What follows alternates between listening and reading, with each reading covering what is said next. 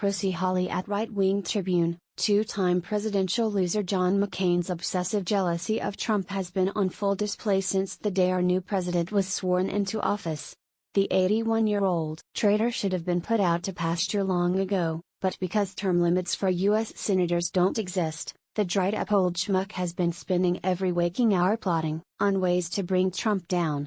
Several days ago, the brain-rotting old fart came out with his latest asinine claim against President Trump, saying in an interview with Esquire that he doesn't support Trump as president because he doesn't think the president has a set of principles and beliefs.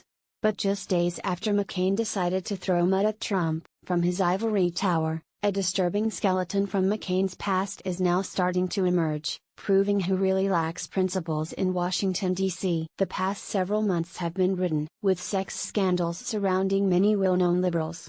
We learn that Al Franken and Harvey Weinstein have sexually abused women for decades. Matt Lauer of The Today Show was fired from the network, as disgusting details surfaced about how he'd routinely turn his office into a sex lair, and had a secret button under his desk installed so he could lock the doors from the inside. Now it appears as though John McCain is the latest creep to join these sexual perverts, at the same time that McCain hypocritically called for Roy Moore to exit Alabama's U.S. Senate race. When it comes to John McCain's decisions, we've learned from his past antics that he's always out for himself and he has little regard for his own political party, his family, or his constituents. Now it's being revealed how McCain allegedly cheated on his wife of 37 years, after having an improper relationship with lobbyist Vicky Eisman. A female lobbyist had been turning up with him at fundraisers, visiting his offices and accompanying him on a client's corporate jet. Convinced the relationship had become romantic, some of his top advisors intervened to protect the candidate from himself, instructing staff members to block the woman's access, privately warning her away and repeatedly confronting him. Several people involved in the campaign said on the condition of anonymity. But this is just the beginning of John McCain's disgusting sexual escapades, as you will soon see.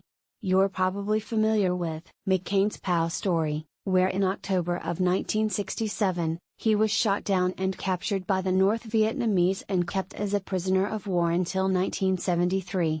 McCain would use his POW story and veteran status to rise to political prominence, where his image as a Vietnam War hero would go on to propel him to be elected as a United States Senator. But the real story is about John McCain's first wife Carol, who toiled and waited for 6 years in torment, not knowing if her husband would ever return home. As John McCain was held in captivity, his wife Carol was involved in a terrible car crash that left her disfigured and wheelchair-bound, where she put on a considerable amount of weight.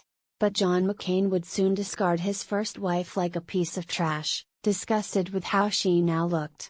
The Daily Mail reported, when McCain returned to America in 1973 to a fanfare of publicity and a handshake from Richard Nixon, he discovered his wife had been disfigured in a terrible car crash 3 years earlier. Her car had skidded on icy roads into a telegraph pole on Christmas Eve, 1969. Her pelvis and one arm were shattered by the impact and she suffered massive internal injuries. Today, she stands up just 5 ft and still walks awkwardly, with a pronounced limp. Her body is held together by screws and metal plates and, at 70, her face is worn by wrinkles that speak of decades of silent suffering.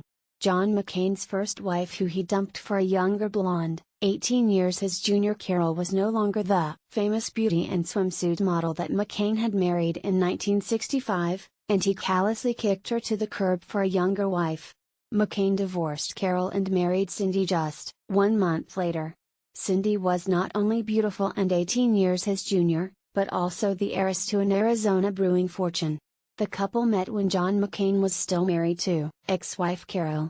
John McCain married Cindy 5 weeks after his divorce from Carol, who happened to be close friends with the Reagans, Heavy.com reported.